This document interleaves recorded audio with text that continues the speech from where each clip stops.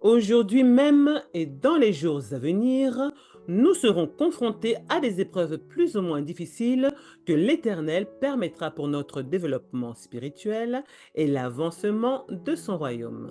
C'est pourquoi les guerriers que nous sommes en Christ se caractérisent par une préparation spirituelle rigoureuse et une vigilance constante.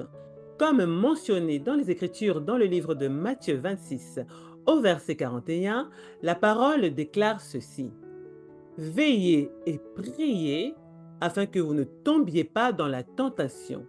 Le mot grec pour veiller est gregoreo, ce qui signifie être vigilant ou être éveillé, prêt à toute attaque spirituelle qui pourrait surgir à tout moment. En tant que guerriers en Christ, la préparation et la vigilance permettent de demeurer ferme dans la foi et de triompher des obstacles avec l'aide de Dieu. Cette vigilance est essentielle car elle nous conduit à résister au diable et à faire face aux épreuves de la vie avec la posture que Dieu attend de nous. Les défis peuvent survenir à tout instant. Il est donc crucial d'être prêt à affronter ces situations avec la sagesse d'en haut, une foi inébranlable et une prière fervente. Lorsque des adversités se présentent, il ne faut pas céder aux émotions telles que la colère, la panique, la peur ou autre. Il ne faut pas non plus céder à la vengeance.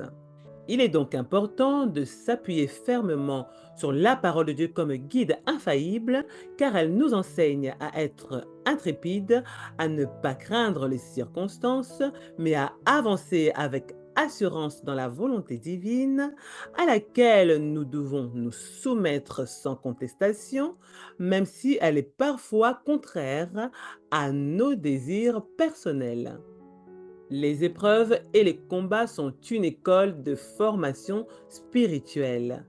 En Christ, chaque difficulté est une occasion de renforcement et de croissance en sagesse, en stature et en grâce devant Dieu et devant les hommes.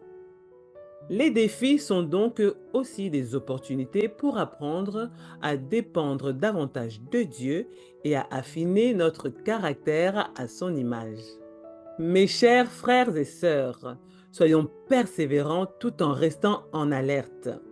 Ne regardons pas premièrement à l'âge ni à la maladie ou à toute autre réalité contrariante, mais regardons premièrement à notre Créateur, le Tout-Puissant, le Dieu souverain, ayant la conviction qu'il n'est pas trop tard pour vivre les desseins de Dieu dans nos vies, tant qu'il n'a pas dit son dernier mot.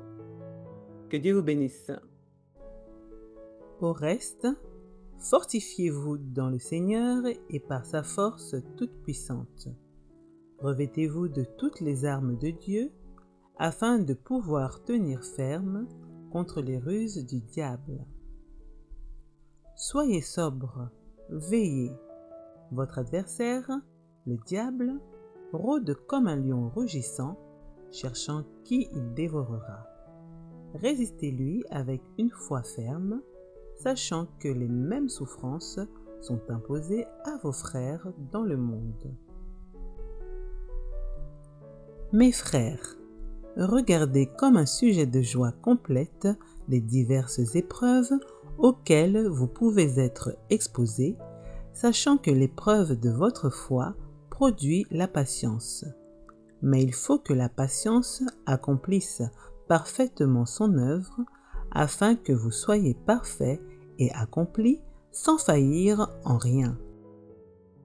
Car les armes avec lesquelles nous combattons ne sont pas charnelles, mais elles sont puissantes par la vertu de Dieu pour renverser des forteresses. Nous renversons les raisonnements et toute hauteur qui s'élève contre la connaissance de Dieu et nous amenons toute pensée captive à l'obéissance de Christ.